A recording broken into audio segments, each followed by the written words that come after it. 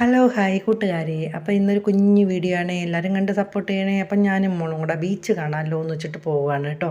കുറേ നാളായില്ലേ ബീച്ച് കണ്ടിട്ട്. അപ്പോൾ ആ വെയിലടിക്കുന്നുണ്ട്, ഇങ്ങനെ അവൾ നോക്കിയിട്ട് പറയും, ഓ വെയിലടിച്ച് ഭയങ്കരമായിട്ട് വെയിലായിരുന്നു. അപ്പോൾ അതാ നമ്മൾ ബീച്ചിൽ വന്നപ്പോഴാണ് ഈ കൊട്ട വെയിൽ കേട്ടോ. വെയിലെന്ന് വെച്ചാൽ ചൂടെടുത്ത് നിൽക്കാനും വയ്യ. എന്ന് വെച്ചാൽ ഞങ്ങൾ ഒരു 3-4 മണിയായപ്പോൾ ഇറങ്ങി, എന്നിട്ട് പോലും ഭയങ്കര ചൂടായിരുന്നു. അപ്പം നമ്മൾ സിന്ധുജയുണ്ട് കേട്ടോ. ഞങ്ങൾ പിന്നെ പോകണമെങ്കിൽ സിന്ധുജയായിട്ടേ പോവുള്ളൂ.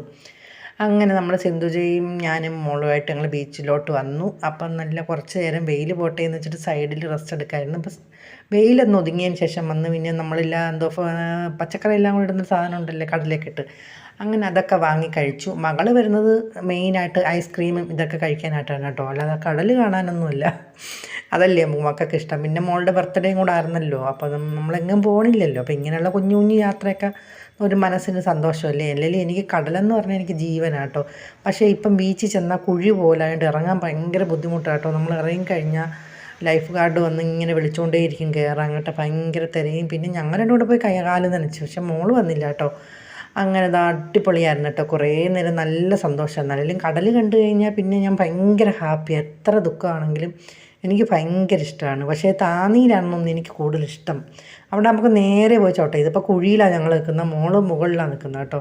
അപ്പോൾ ഈ തിര ഇങ്ങനെ മുകളിലോട്ട് കയറി വരുന്തോറും അത്രയും ഭാഗം മണ്ണെടുത്ത് കടലം കൊണ്ടുപോകും. അപ്പോൾ അത്രയും കുഴിയാവും കേട്ടോ. അതുകൊണ്ടാണ് നമുക്ക് ബുദ്ധിമുട്ട്. അസ്തമയായി വന്നു. അപ്പോൾ 5-6 മണിയായി. പിന്നെ ഞങ്ങൾ കുറച്ച് നേരം അവിടെ നിന്ന് മുളക് ബജിയൊക്കെ കഴിച്ചു. എന്നിട്ട് പിന്നെ എൻ്റെ ഏറ്റവും വലിയ ആഗ്രഹമായിരുന്നു, ഈ ബീച്ചിൽ പോകുമ്പോൾ എപ്പോഴും കാണാറുണ്ട് മൈലാഞ്ചി ഇട്ട് കൊടുക്കുന്നത് കേട്ടോ. പക്ഷേ മോള് പിന്നെ കെമിക്കലെന്നും പറഞ്ഞ് കിടന്ന് വഴക്ക് പറഞ്ഞു, വേണ്ടാന്ന് പറഞ്ഞു. പക്ഷേ എന്നിട്ടും ഞാൻ ഇട്ട് കേട്ടോ. എനിക്കാണെങ്കിൽ ഭയങ്കരമായിട്ട് ഇഷ്ടപ്പെട്ടു. കാരണം പൊതുവേ എനിക്ക് മൈലാഞ്ചി ഭയങ്കര ഇഷ്ടമാണ്. മൈലാഞ്ചി കൂട്ടക്സൊക്കെ ഭയങ്കര ഇഷ്ടമാണ്. അപ്പോൾ അച്ചേച്ചി നല്ല ഭംഗിയായിട്ട് തന്നെ ഇട്ട് തന്നു കേട്ടോ. ഞാൻ വളരെ ഹാപ്പിയായിരുന്നു, കാരണം നല്ല ഭംഗിയുണ്ടായിരുന്നു കാണാൻ.